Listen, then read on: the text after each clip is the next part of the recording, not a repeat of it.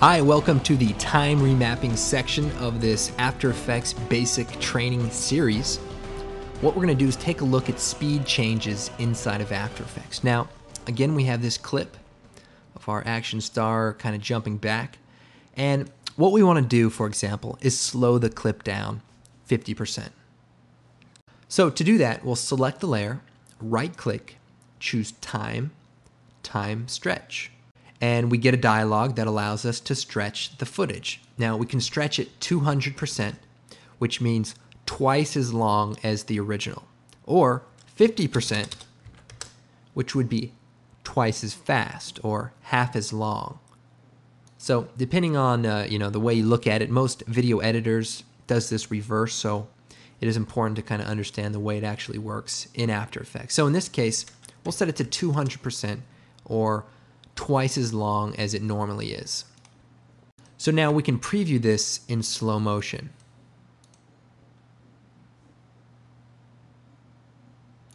Okay, so as you can see, it's half the speed. Now, when you slow clips down in After Effects, basically what's happening is every other frame is duplicated twice. So if I hit page up and page down, I can cycle through the frames. Now you'll notice the current time indicator will change, but the frame doesn't change. And that's simply because every frame is being duplicated in order to make it twice as long. Now, there's other ways to process speed changes. The first way is to blend the frames together. And that way you have frame 1, you have frame 2, and in between frame 1 and frame 2 is frame 1 and frame 2 blended together at 50% opacity or so. And what we want to do is turn on this frame blending switch, and you can see we sort of have a diagonal line this way, and then turn on the frame blending for the composition. And now, if I preview this back,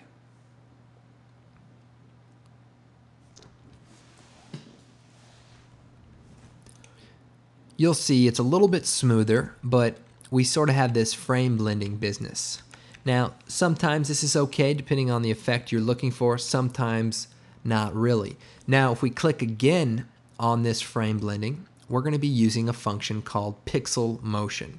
Now, pixel motion is a brand new function in After Effects 7 and CS3 that allows frames to be blended based on their motion. So instead of just blending layers together, it actually analyzes the frame and creates an intermediate frame. So if I toggle through these frames one by one using page up and page down, you'll see that each frame is unique and we don't have that frame blending business. Now if you look right here, you will see some funky warping. And that's sort of a side effect of this effect, but in this case that would have been keyed out. But it's not always perfect, but for the most part you're going to get some really nice slow motion. So let's preview this out. Now sometimes I cut out the RAM previews, but I just want you to see that yes, RAM previews take a long time no matter who you are. It's just something you got to wait for. Okay. So as you can see, this is a lot smoother than just duplicating the frames, and it's not as awkward as the frame blending. So that's one way to do it. Now, you can actually do some other type of speed changes in After Effects. And I'm going to go ahead and shut off frame blending so that it's a little quicker. And that is called a speed ramp. A speed ramp meaning you can go really fast and then go really slow all in the same clip. Or go really fast, go slow, then go fast again. And to do that, we right click and we choose Time, Enable Time Remapping. So we're going to remap time. And this works just like normal keyframes. We set keyframes and we move them around. So what I'm going to do is set a keyframe right here at the beginning, move forward to his jump, set a keyframe, and move forward to right after his jump and set a keyframe. So now we have time from here to here, and we have time from here to here mapped out by these keyframes. Now what I can do is move this keyframe closer to its first keyframe so that now this goes by fast. Now it doesn't look like it, but if I were to play this back, you would see it's actually going by fast.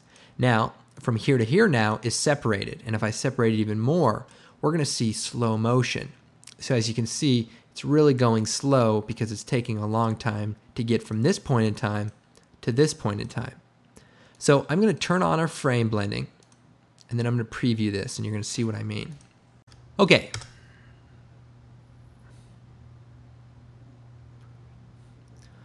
This is basically how time remapping works in After Effects. For a more advanced tutorial on time remapping, check out videocopilot.net.